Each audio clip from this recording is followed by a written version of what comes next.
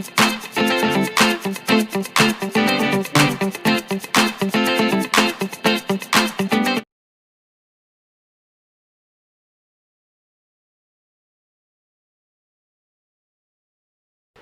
Students, आज हमारा जो पार्ट 2 है, जैसे कि मैंने आपसे कहा था कि मैं आपको इसको पार्ट वाइज दूंगा। तो मेरा पहला जो रिफ्लेक्शन का जो पार्ट था वो रिलीज़ हो चुका है। आज पार्ट 2 है और मैं स्टार्ट करूंगा कहाँ से? इमेज से स्टार्ट करूंगा। मैंने उस दिन आपको क्या क्या पढ़ाया था? मैंने उस दिन आपको पढ़ा दिया nature of light, what is light, और मैंने आपको पढ़ा दिया था प्रॉपर्टीज़ ऑफ लाइट। तो लाइट के बारे में हम जान चुके हैं। अब लाइट को जानने के बाद फिर वहाँ मैंने आपको एक फिनोमेना पढ़ा दी थी, वो थी reflection of light. Reflection of light के बाद जस्ट बाद जो आपका टॉपिक है वो क्या है? इमेज। भाई एक बहुत क्लियर सी बात है कि जब हम रिफ्लेक्शन पढ़ते हैं तो रिफ्लेक्शन में होता क्या है? आपने वहाँ पर पढ़ा था कि कोई लाइट है, किसी स्मूथ सरफेस पे गिर रही है, बाउंस बैक हो रही है और बाउंस बैक होने के बाद वापस उसी मीडियम में जा रही है, तो रिफ्लेक्शन की फिनोमेना हुई थी।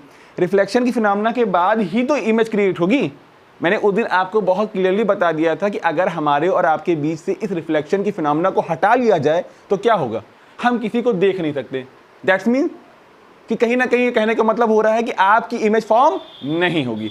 भाई ऑब्वियस सी बात है ना कि अगर रिफ्लेक्शन फिनोमेना हटा दी जाए तो रेटिना पे हमारा क्या होगा? इमेज क्रिएट नहीं होगा। जब इमेज क्रिएट नहीं होगा तो हम किसी को देख नहीं पाएंगे।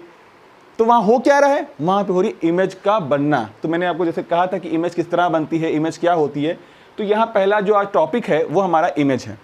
इमेज क्या होता है? जब कोई लाइट किसी ऑब्जेक्ट पर इंसिडेंट होती है, इंसिडेंट होने के बाद जब वो बाउंस बैक होती है तो जहां पीछे जाके वो मिलती है या मिलती हुई प्रतीत होती है या अपीयर होती है, उसको हम लोग कहते हैं इमेज। एक बार फिर सुन लीजिए, जब कोई लाइट किसी ऑब्जेक्ट पे इंसिडेंट कराई जाती है, इंसिडेंट कराने के बाद वो वापस बाउंस बैक होती है, यानी रिफ्लेक्शन की फिनोमेना होती है, और रिफ्लेक्शन की फिनोमेना के बाद वो पीछे जहां जाके मिलती है या मिलती हुई अपीयर होती है, प्रतीत होती है, उसको हम लोग कहते हैं इमेज। इमेज दो तरह की होती है। एक हमारी इमेज हो गई जिसको हम लोग कहते हैं रियल इमेज, एक हमारी होगी वर्चुअल इमेज। हिंदी मीडियम वालों के लिए एक हो गई हमारे पास वास्तविक प्रतिबिंब, एक हो गया हमारे पास आभासी प्रतिबिंब। तो बहुत क्लियर सी बात है, दोनों को जब समझने जाएंगे तो जिसमें रिफ्लेक्ट बैक होने के बाद एक्चुअल मिलेगी वहां पे रियल इमेज बनेगा, और जहां मिलती हुई प्रतीत होगी यानी अपीयर होगी वहां पे कैसा होगा? वहां पर हमारा आभासी प्रतिबिंब होगा, वहां पे हमारा वर्चुअल इमेज होगा। ठीक है, हमारे आंखों में जो उत्तल लेंस है, जो हमारे आंखों में कॉन्वेक्स लेंस है, उससे क्या बनेगा? रेटिना पर उल्टा ही इमेज बनता है, उल्टा बनता है, छोटा बनता है, डिमिनिश जिसे कहते हैं ना, वस्तु से छोटा, ऑब्जेक्ट से छोटा बनता है। इमेज आपने पढ़ लिया, टाइप ऑफ इमेज पढ़ दिया। अब आज हम आपको पढ़ना स्टार्ट करेंगे कि कैसे प्लेन, जो हमारा प्लेन मिरर है, मिरर तो आप लोग जानते ही हैं कि मिरर कितने तरह के होते हैं, कॉन्वेक्स होते हैं, कॉनकेव होता है और प्लेन मिरर होता है। तो प्लेन मिरर जिसको हम घर का आईना कह सकते हैं, शीशा कह सकते हैं, जिसमें हम लोग क्या कहते हैं, रोज़ अपने आप को निहारते हैं, तो उसमें क्या है कि उस पर इमेज कैसे फॉर्म्ड होती है, जो घर में आप डेली बेसिस पे इस्तेमाल करते हैं, जो आईना कह लीजिए या शीशा कह लीजिए, उसमें दर्पण, हिंदी में दर्पण कह लीजिए, उसमें जो हम लोग अपने आप को कंघी करते वक्त या जो भी मेकअप करते वक्त हम आप देखते हैं, तो उसमें इमेज कैसे फॉर्म्ड होती है, इसके बारे में आपको आज पढ़ाना है। तो यानी इमेज हो गई, टाइप ऑफ इमेज हो गया, और टाइप ऑफ इमेज के बाद में कि प्लेन मिरर पर किस तरह से इमेज फॉर्म्ड होती है, इसको मैं आपको पढ़ाऊंगा। तो आपके जो मिरर है, उस मिरर पर जो हमारी इमेज क्रिएट हो रही है वो कैसी है, उसके बारे में करें। तो मैंने अब कहा कि आपको जो है प्लेन मिरर पे इमेज कैसी बनती है इसके बारे में बताना है। तो उसकी कुछ प्रॉपर्टियाँ हैं, उनको पढ़ लीजिएगा, वही आपको पता चलेगा किस तरह से बनती हैं। पहला क्या है? प्लेन मिरर पर जो इमेज बनेगी वो वर्चुअल होगी, इरेक्ट होगी, और क्या होगी? और लेटरली रिवर्स होगी। लेटरली रिवर्स मतलब आपने देखा होगा कि युवराज सिंह लेफ्टी बैटिंग कर रहा है और जब अपने आईने में देखते हैं तो राइटी होता है। अगर कोई लोगो आपका यहाँ है तो यहाँ हो जाता है, यानी हाथ बदल जाते हैं। यानी कि लिटरली इन रिवर्स का मतलब जो चीज़ यहाँ होगी यहाँ दिखाई देगी। और बहुत अच्छा, अभी आप कभी जो है क्या करिए कि आईना जो है अपना टीवी के सामने लाइए, तो वहाँ पे आपको जो सचिन तेंदुलकर हैं वो राइटी की जगह पे आपको लेफ्टी खेलते दिखाई देंगे। यही होता है लेटरल इन्वर्जन। ठीक है, वर्चुअल होगा, आभासी होगा, इरेक्ट होगा। दूसरी बात क्या है, इसकी सबसे बड़ी खासियत क्या है जो न्यूमेरिकली पूछा गया है, जैसे कि मैं यहाँ खड़ा हूँ और 2 मीटर के बाद मेरे पास प्लेन मिरर है, तो जो मेरी इमेज क्रिएट हो रही है 2 और +2, यानी ऑब्जेक्ट से 4 मीटर की दूरी पर, ऑब्जेक्ट से 4 मीटर की दूरी पर आपको क्या मिलेगी? आपको इमेज मिलेगी। ये बीच में क्या करिए, बीच में रख लीजिए, हम लोग रख लेते हैं एक मिरर, और ऑब्जेक्ट यहाँ पर है, ये डिस्टेंस है 2, और यहाँ बनेगी, कहाँ बनेगी, ये ऑब्जेक्ट हो गया और ये इमेज हो गया, और ये क्या है, ये मिरर है हमारे पास। कौन सा मिरर है, प्लेन मिरर है जो घर में इस्तेमाल करते हैं। अगर मिरर से 2 मीटर की दूरी पे ऑब्जेक्ट है तो वो भी 2 मीटर की ही दूरी पे हमारी क्या क्रिएट होगी, इमेज होगी। यानी टोटल डिस्टेंस कितनी हो जाएगी, 4 मीटर। टोटल डिस्टेंस क्या हो जाएगी, 4 मीटर।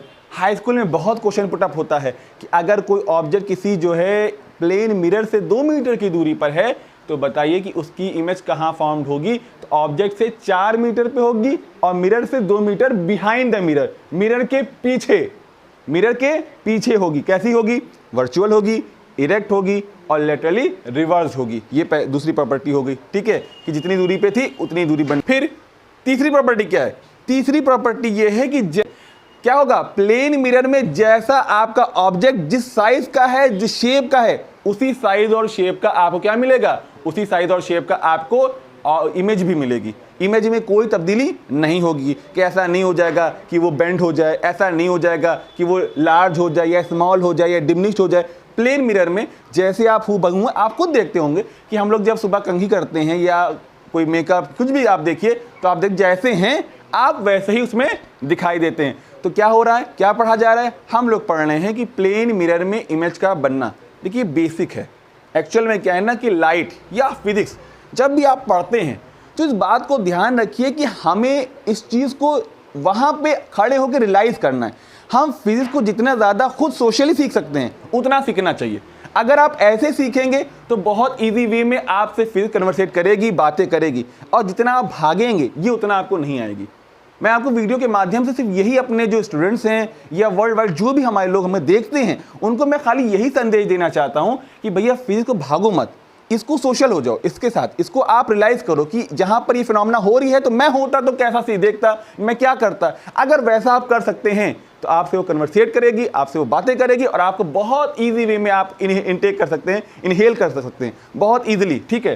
तो क्या क्या टॉपिक पढ़ा, इमेज पढ़ा हमने, इमेज के टाइप पढ़ा, और प्लेन मिरर पर कैसे इमेज क्रिएट होती है इसके बारे में पढ़ लिया, ठीक है। अब देखिए, अब इमेज के बाद का topic, image formed by incline mirror, यानी कोई 2 मिरर हैं उनको मैंने इंक्लाइन कर दिया है, इंक्लाइन कर दिया है, और इन दोनों के बीच में क्या है, ऑब्जेक्ट रखिए। ये थोड़ा नया टॉपिक है, या 10th स्टैंडर्ड में थोड़ा सा हाई हो जाएगा, बट इंटर वालों के सो है, ज़्यादा जो है परेशान करने वाला नहीं होगा। Image formed by incline mirror, क्या करना है, 2 मिरर हैं, दोनों मिरर को क्या करना है, इंक्लाइन कर देना है, झुका देना है, और इन दोनों मुंह एक तरफ हो, उनका जो मुंह हो, दोनों का फेस वो एक तरफ हो, उसके बीच में एक मैं ऑब्जेक्ट रख दूं। अगर मैं ऑब्जेक्ट रख दूं किसके, 2 इंक्लाइन प्लेन के बीच में, तो वहां पे इमेज कितनी बनेगी या कैसी बनेगी। देखिए दोनों बात ध्यान रखिएगा, कितनी बनेगी और कैसे बनेगी। नंबर ऑफ इमेजेस निकालने को आता है, इंटर में आपके यहाँ पूछा जाता है कि कितनी इमेज बनेगी, तो मैं उसका ही फॉर्मूला आपको बताऊंगा। और दूसरी बात, कैसी बनेगी, वर्चुअल होगी कि इरेक्ट होगी कि रियल होगी, डिमिनिश्ड होगी, वस्तु से छोटी होगी, बड़ी होगी, आगे होगी, पीछे होगी, बियॉन्ड द होगी। ये तमाम बातें वो तो नेचर ऑफ इमेज के बारे में आप जान जाओगे। कितनी होगी इसके लिए आपको फॉर्मूला बता दूंगा। तो जब हम 2 जो है अपने मिरर को इंक्लाइन करेंगे तो वहाँ मल्टीपल रिफ्लेक्शन होगा। मल्टीपल रिफ्लेक्शन मतलब एक लाइट है वो जो एक मिरर पे गिरी, रिफ्लेक्ट बैक हुई, दूसरे पे आई, फिर हुई, तीसरे पे गई। मैं फिगर बता दूं कि अगर मैं इस तरह से 2 प्लेन मिरर ले लूं तो इस तरह से कहीं आपको दिखाई देगा। जैसे ये हमारे पास क्या हो गए, ये हमारे पास 2 मिरर हो गए, उनके बीच में कोई ऑब्जेक्ट यहाँ रखी हुई है, तो ये आपको मल्टीपल रिफ्लेक्शन दिखाई देगा। और मल्टीपल रिफ्लेक्शन होने की वजह से यहाँ पे बहुत सारी जो है हमारी इमेज क्रिएट होंगी। और इसका फॉर्मूला होगा n = 360/n-1। इसकी हेल्प से आप क्या करेंगे, इसकी हेल्प से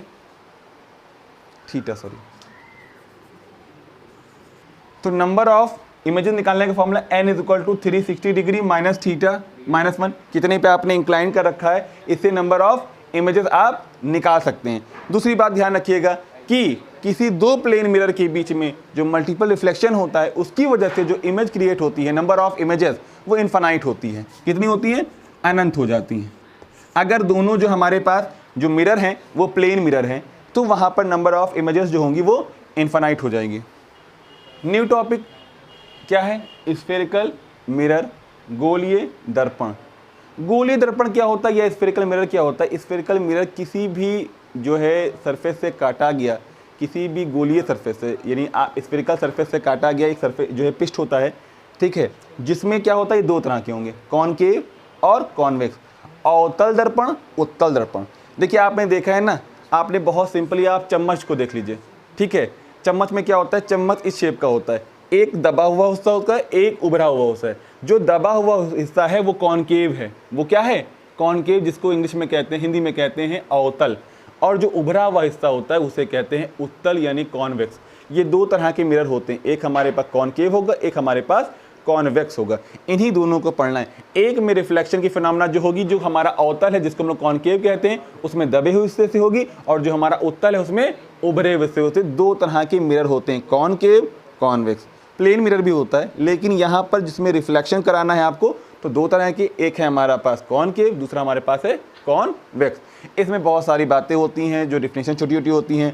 पहले आपको दिखाई देगा कि जो है प्रिंसिपल एक्सिस क्या होता है, पोल क्या होता है। तो पोल क्या होगा, और पोल से पहले भी आप अपेचर पढ़ी, द्वारक, दर्पण का द्वारक। जैसे कि हमारे पास जो है क्या है, कॉनकेव मिरर है। इस कॉनकेव मिरर में जितने एरिया में लाइट जा रही है, देखिए इसमें क्या कर रहे हैं, मैंने उभरे हुए हिस्से पे कलई कर दी है, पॉलिश कर दी है, तो ये हमारा क्या हो गया है, कॉनकेव हो गया है। तो इसका जो M1 M2 है, M1 M2, ये इसका द्वारक है, जिसे हम लोग कह रहे हैं अपेचर। इसमें जो बीच में पॉइंट है इसे कहते हैं पोल, और पोल से होने वाली लाइन को क्या कहेंगे, प्रिंसिपल एक्सिस, मुख्य अक्ष। और प्रिंसिपल एक्सिस से जो जिसका ये काटा गया भाग है, उसका जो सेंटर होगा वो सेंटर ऑफ कर्वेचर होगा।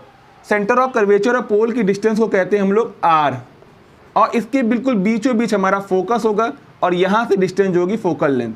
तभी तो मैं आप लोग को बताता हूँ कि जो रेडियस ऑफ कर्वेचर होती है वो क्या होती है, फोकल लेंथ की डबल होती है। यार सारी की सारी चीज़ें आपको फिगर में, ये एक हमारे पास कॉनकेव क्या है, कॉनकेव मिरर है। कॉनकेव मिरर का M1 M2 पार्ट क्या है, M1 M2 पार्ट अपेचर है। इसका जो सेंटर होगा उसे पोल कहेंगे। पोल के बाद इस पूरे को मिला दीजिए, ये एक स्फीयर बनाएगा, ये एक आपका क्या बनाएगा, एक जो सरफेस क्रिएट करेगा, उसका जो सेंटर होगा, उस गोले का जो सरफेस होगा, सेंटर होगा, वो कहलाएगा सेंटर ऑफ कर्वेचर यानी वक्रता केंद्र। पोल से वक्रता केंद्र, सेंटर ऑफ कर्वेचर की डिस्टेंस जो होगी वो रेडियस ऑफ कर्वेचर होगी R। उसके ठीक मिड में पोल और C के बीच में F होता है, जहां पे लाइन फोकस कराती है, उसे कहते हैं फोकस। और फोकस से पोल की डिस्टेंस जो होगी वो होती है फोकल लेंथ।